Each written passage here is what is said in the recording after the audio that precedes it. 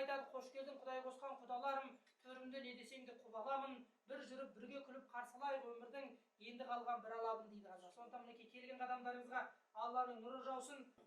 Сіздерден төрімізге шығарып жатқан жайымыз бар.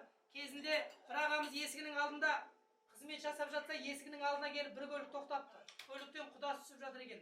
Ағамыз жұмысын тоқтатпаса, құда қош келдіңіз, үйге кіре беріңіз деп кіргізіп жіберіпті. Ертесі күні тағы да сөйтіп есіктің алдында қызмет атқарып жатса, тағы да бір көлік келіп тоқтапты. Көліктен тағы бір құда түсіп жатыр екен. Ағамыз бүкіл жұмысын тастай салып, ойбай құда қош келдің деп қойын сойып етін асып ас үстіне түсіп жатыр дейді. Бұны байқап тұрған көршісі үшінші күні сұрапты, аға, бірінші келген құдаңызға ондай ілтипат білдірмедіңіз, екінші келген құдаңыздың ас үстіне сонша түстіңіз ғой десе, ағамыз айтып жатыр дейді, бірінші келген құданың қызы біздің үйде, екінші келген құданың үйінде біздің қыз бар деп жатыр. Сол секілді мінекей сіздерді ақ дастархан жайып төріне сіздер шығарып жатқан жай бар. Қазақта дос бол деген шешен айтқан екен, мен досымның көптігінен қорықпаймын, ары кетсе бір екеуі сатып кетер. Жауымның көптігінен қорықпаймын, ары кетсе бір екеуі атып кетер.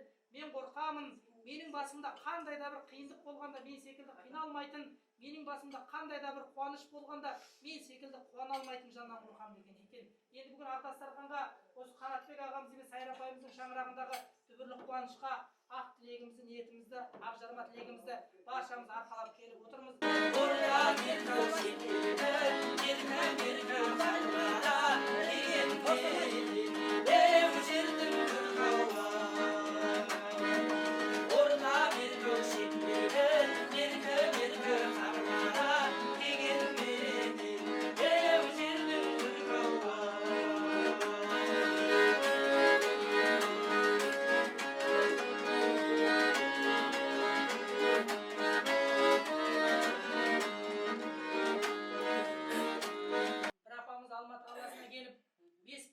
Автобусқа отырған ғой.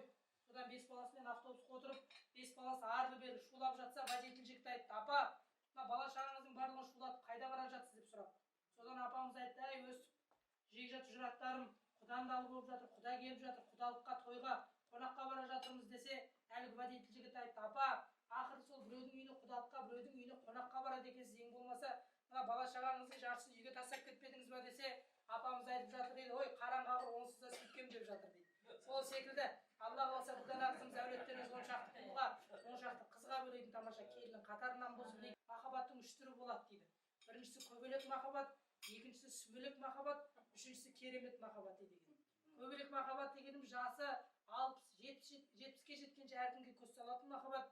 Сүмелек махаббат дегеніміз әкеме ұнады деп үйленіп, шешеме ұнамады деп ажырасатын махаббат. Керемет махаббат дегеніміз бүгінгі мінекей ұлдарыңыз бен қыздарыңыздың махаббат деп білеміз. Қандай да болсын жағдайға қарамастан мінекей үлкендердің ақ батасын алып, ақ дастархан жайып, ақ тілек, ақ жарма ниеттерін білдіріп жатқан тамаша керемет махаббатқа бір қошемет қойыңыздар.